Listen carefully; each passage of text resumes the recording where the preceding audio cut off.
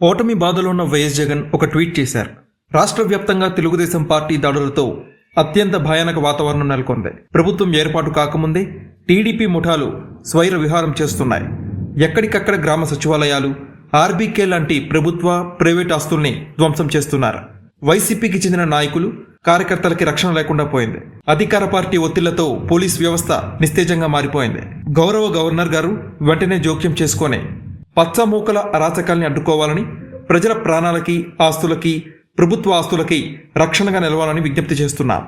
TDP దాడుల కారణంగా నష్టపోయిన ప్రతి కార్యకర్తకి, సోషల్ మీడియా సైనికులకి తోడుగా ఉంటామని జగన్ ట్వీట్ చేశారు. ఎన్నికల ఫలితాలతో జగన్ కి షాక్ ఇచ్చిన ఏపీ ప్రజలు సోషల్ మీడియాలో కూడా వైఎస్ జగన్ ని వదిలిపెట్టడం లేదు. జగన్ ని తీవ్రంగా వ్యతిరేకించే కొందరు నెటిజన్స్ సోషల్ మీడియా వేదికగా జగన్ ని టార్గెట్ చేస్తున్నారు. ఇక నుంచి మళ్లీ జగన్మోహన్ రెడ్డికి శుక్రవారం వచ్చిందంటే దడే అంటూ జగన్ పై ఉన్న కేసుల్ని గుర్తు చేస్తున్నారు. అక్రమాస్తుల కేసులో సిబిఐ విచారణ ఎదుర్కొంటున్న వైసీపీ అధినేత జగన్మోహన్ రెడ్డి ఇకపై కోర్టుకు హాజరయ్యే పరిస్థితులు కనిపిస్తున్నాయని సోషల్ మీడియా వేదికగా పెద్ద ఎత్తున చర్చ జరుగుతోంది.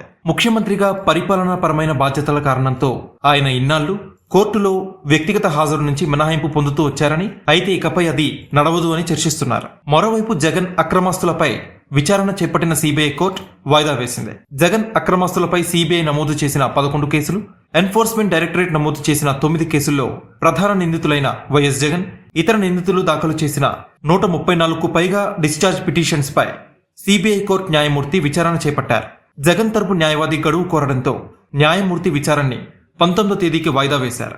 ఇదిలా ఉంటే ఇకపై ప్రతి శుక్రవారం వైఎస్ జగన్ ఎక్కడ ఉంటాడో తెలుసా అంటూ కేసుల్లో, కోర్టుల్లో, ఆపై చంచల్గూడ జైల్లో అంటూ జగన్ ని టార్గెట్ చేస్తున్నారు. హ్యాపీ ఫ్రైడే జగన్ అన్న అంటూ ట్రోల్ చేస్తున్నారు. మొత్తానికి ఏపీ ప్రజలు ఎన్నికల్లో ఓడించడమే కాకుండా ఇలా సోషల్ మీడియా వేదికగానూ వైసీపీని టార్గెట్ చేస్తున్న తీరు ఒకంత ఆశ్చర్యాన్ని కలిగిస్తోంది.